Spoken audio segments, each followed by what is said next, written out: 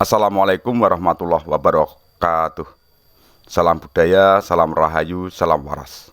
Sedulurku sekalian, selamat bertemu kembali dengan saya Kang Jinggu di Tenggarnesia Channel. Sedulurku, dalam Daruqutni meriwayatkan sebuah kisah dari Ibnu Abbas radhiyallahu anhu dengan mata rantai perawi sebelumnya. Dia menuturkan ajal kematian Khidir ditangguhkan sampai dia bisa mendustakan Dajjal saat kemunculannya nanti. Adapun dalam kitab Al-Muftada, Ibnu Ishaq mengungkapkan, para sahabat kami memberitahu bahwa ketika maut hendak menjemput Nabi Adam alaihissalam, dia mengumpulkan anak-anaknya dan berkata, sesungguhnya Allah akan menurunkan azab kepada penghuni bumi, maka bawalah jasadku ini ke dalam gua dan kuburkan aku di negeri Sam.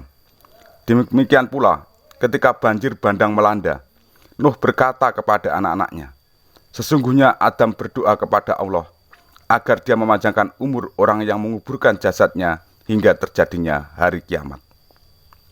Ternyata tak ada seorang pun yang menguburkan jasad Adam hingga Khidir melakukannya. Maka Allah pun mengabulkan permintaan Adam sehingga Khidir bisa hidup hingga waktu yang dikehendaki Allah. Sedulurku, dalam biografi Zulkarnain, Ibnu Asakir meriwayatkan sebuah kisah dari jalur Qaisamah bin Sulaiman. Dia mendapatkannya dari Abu Ubaidah bin Akhi Hinat yang diceritakan oleh Sufyan bin Waqi. Dari ayahnya, dia mendapatkan riwayat dari Mu'tamir bin Sulaiman dari Abu Ja'far bersumber dari ayahnya yang menuturkan dia pernah ditanya tentang Zulkarnain. Dia menjawab, Zulkarnain adalah satu di antara sekalian hamba Allah yang saleh. Dia memiliki derajat yang tinggi di mata Allah dan kekuasaan yang terbentang dari belahan bumi bagian timur sampai barat. Dia mempunyai sahabat dari berbagai malaikat bernama Rifail. Suatu hari, malaikat Rifail ini mengunjunginya. Ketika keduanya sedang asik berbincang, dia bertanya kepada sang malaikat, ceritakan kepadaku, bagaimana ibadah kalian di langit. Ini kisahnya. Tapi sebelum dilanjut, sedulurku sekalian, saya mohon dukungan panjenengan untuk memberikan subscribe, like, dan komentar. Dan bila panjenengan anggap video ini bermanfaat, silahkan dibagikan kepada yang lain melalui akun media sosial yang panjenengan punyai.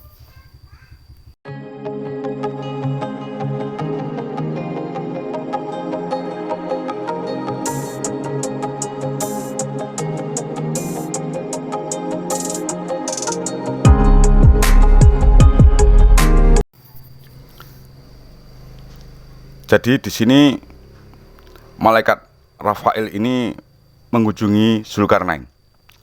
Ketika keduanya sedang asik berbincang, Zulkarnain bertanya kepada malaikat, ceritakan kepadaku, bagaimana ibadah kalian di langit. Mendengar pertanyaan itu, sang malaikat pun menangis lalu berkata, ibadah kalian sungguh tak ada apa-apanya dibanding ibadah kami. Di langit terdapat malaikat yang selalu berdoa sambil berdiri dan tak pernah duduk sekalipun. Ya Tuhan kami, sungguh kami tidak sanggup menyembahmu dengan sebenar-benarnya sebagaimana yang Engkau minta. Mendengar penuturan malaikat Rafael ini, giliran Zulkarnain yang menangis. Lalu dia berkata, wahai Rafael, sungguh aku berharap diberi umur panjang, sehingga aku bisa beribadah kepada Tuhanku dengan sebenar-benarnya. Apakah kau benar-benar menginginkan itu? Jawab Rafael. Ya, tegas Zulkarnain. Sesungguhnya Allah memiliki sebuah mata air yang dinamakan mata air kehidupan. Siapapun yang minum air darinya, dia tidak akan pernah mati selamanya. Hingga dia sendiri yang meminta kepada Tuhannya supaya dijemput ajalnya. Ini jelas Rafael. Apakah kau tahu di mana tempatnya? Tanya Zulkarnain. Persisnya aku tak tahu. Namun kami para malaikat kerap berbincang di langit bahwa Allah memiliki sebuah tempat yang gelap di bumi yang tidak pernah diinjak oleh bangsa manusia ataupun jin. Kami menduga bahwa mata air itu ada di tempat tersebut.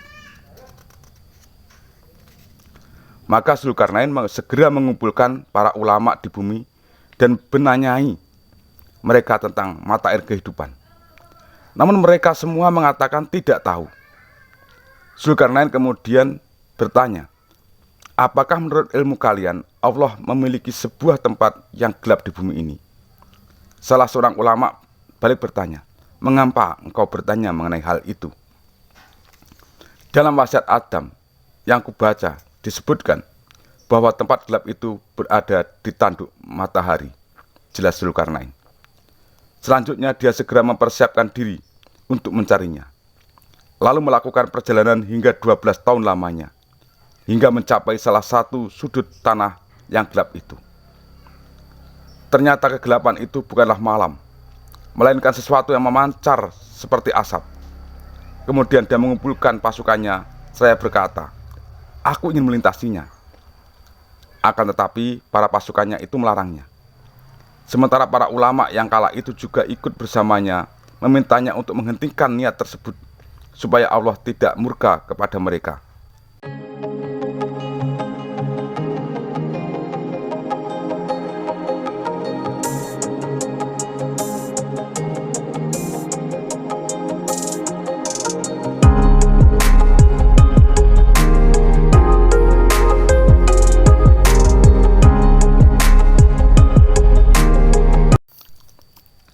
Tetapi Zulkarnain menolak dari cegahan-cegahan tersebut, dari cegahan-cegahan pasukannya, cegahan-cegahan ulama.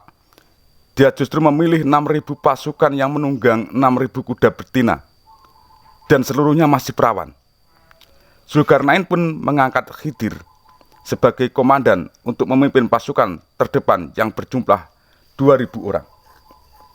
Khidir berjalan di hadapan Zulkarnain, dan meskipun dia menyembunyikan keinginannya, Khidir tetap mengetahui yang diinginkan rajanya. Di tengah perjalanan, pasukan itu menemukan sebuah lembah, dan Zulkarnain menyangka bahwa itu adalah mata air kehidupan. Jadi lembah tersebut dikirakan oleh Zulkarnain adalah sebagai mata air kehidupan. Itu sangkaan dari Zulkarnain. Ketika dia sampai di bibir lembah, dia meminta para pasukannya untuk berhenti.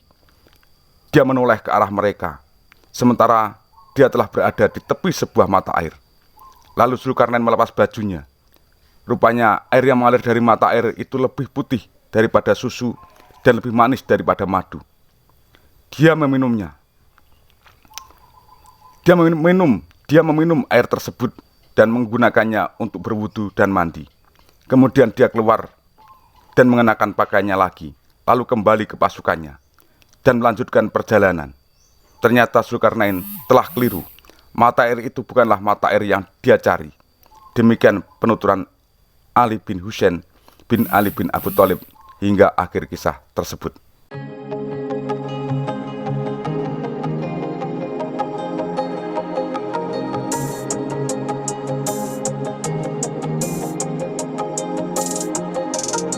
Sedulurku yang berbahagia, kiranya demikian dulu apa yang bisa saya sampaikan terkait perjalanan Zulkarnain dan Khidir dalam mencari air kehidupan atau air hayat ya.